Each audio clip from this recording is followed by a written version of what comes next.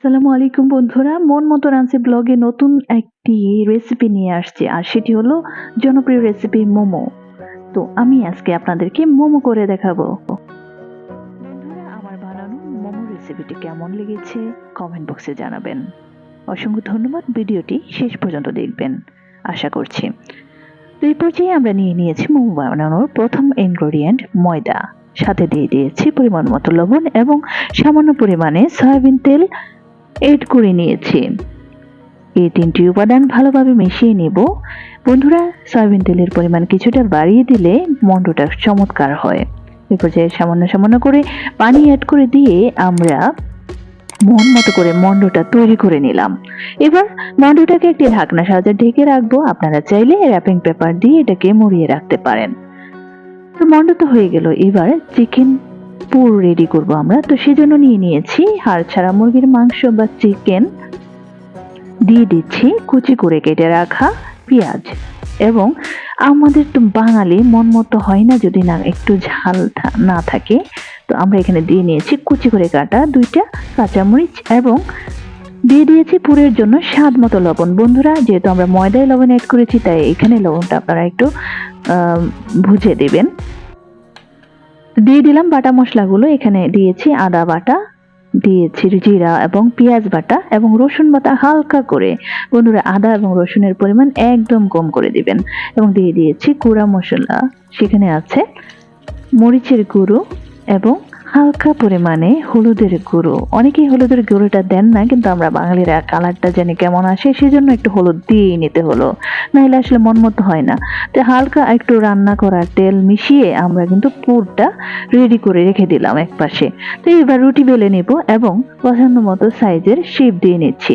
তো আমি দাদির শোকেস থেকে অনেক কাল আগের পুরনো একটা স্টিলের গ্লাস বের করে নিয়েছি আমার রুটিগুলোকে একই শেপ দেওয়ার জন্য। তো এখানে এটি অনেক ছোট একটি গ্লাস ছিল, সেই কারণে শেপগুলো অনেক ছোট হয়ে যায়। তো আমি এগুলোকে আবার একটু বেলে পছন্দ মতো সাইজ নিয়ে নিলাম। বন্ধুরা, কোনো কাটার দিয়ে কাটলে বা গ্লাস দিয়ে কাটলে হয় যে সবগুলো রুটির সাইজ একরকম হয়, আর এতে করে মোমোগুলো একই সাইজের হবে এবং দেখতে ভালো লাগবে। তো আরেকটি রুটিও আমি এভাবে ছোট রুটিতে পরিণত করে নিচ্ছি।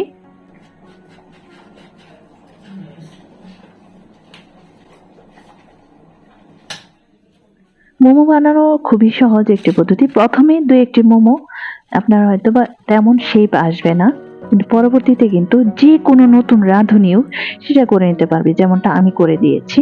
প্রথমে দুই তিনটি আমার কেমন জানি হয়েছে, আম্মুরও সেম, কিন্তু পরবর্তীতে আমাদের মোমো গুলো কিন্তু সুন্দর হয়েছিল। তো দেখিয়ে দিচ্ছি সহজে কিভাবে আপনারা মোমোর ডিজাইন গুলো করতে পারেন। কেউ কেউ এরকম শেপ করে, আবার কেউ কেউ গোল রাউন্ড শেপ করে। তো আমরা দুটো শেপই করেছিলাম। প্রথমে দুই তিনটে কিন্তু আমাদের তেমন ভালো শেপ হয়নি, পরের মোমোগুলো ভালো হয়েছে, সুন্দর হয়েছে।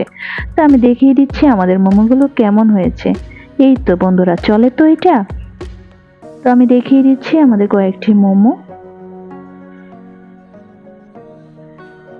এই তো আমাদের কয়েকটি মোমো রেডি হয়ে গিয়েছে, আর যেটাতে হলুদ লাগানো দেখতে পাচ্ছে সেটা হচ্ছে আমার প্রথম ডিজাইন করা মোমো।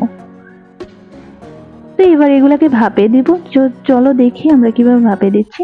বন্ধুরা, আমরা এখানে মেরা পিঠা বা ভাপা পিঠা ভাপ দেওয়ার জন্য যেভাবে গ্রামাঞ্চলে ভাপের সিস্টেম রাখি, সেভাবে এই মোমোগুলোকে ভাপে দিয়ে নিয়েছি। এবং তোমরা যা করবে, এমন করে একটা পাতিলে পানি নিতে পারো এবং সেখানে আগে ছিদ্র করে একটা পাতিল উপরে বসিয়ে দিবে এবং সেটাকে আগে ভাপ দিয়ে নিবে, এবং পাতিলের নিচে মানে তলায় কিছুটা তেল ব্রাশ করে নিবে। এতে করে মোমোগুলো যখন হয়ে আসবে তখন আর পাতিলের গায়ে লেগে থাকবে না, সোজা উঠে আসবে। তো আমরা প্রথম পর্যায়ে দিয়ে নিয়েছিলাম প্রথমে বানিয়ে রাখা মোমোগুলো, এবং পরবর্তীতে যে মোমোগুলো রয়ে গেছিলো সেগুলো একসাথেই দিয়ে সিদ্ধ করে নিই। প্রায় 30 মিনিটের মতো সিদ্ধ করার পরে আমাদের মোমোগুলো পুরোপুরিভাবে রেডি হয়। কিন্তু আমরা একবার চেক করলাম, এরকমভাবে 2-3 বার চেক করেছি মোমোগুলো হলো কিনা। তো আমাদের মোমোগুলোর কালারও বদলে এসেছে এবং মোমোগুলো কিন্তু ফাইনালি রেডি হয়ে গিয়েছে পরিবেশনের জন্য। এই তো আমাদের মোমোর ফাইনাল লুক কেমন হয়েছে অবশ্যই কমেন্টে জানাবে। বন্ধুরা, মোমোগুলো খুবই মজাদার হয়েছিল। তো ভিডিওর কোনো অংশ যদি আপনাদের কাছে ভালো লেগে থাকে তাহলে লাইক, কমেন্ট, শেয়ার এবং সাবস্ক্রাইব করে অবশ্যই সাপোর্ট করবেন। গাইজ, অসংখ্য ধন্যবাদ সবাইকে। সবাই ভালো থাকুন, সুস্থ থাকুন।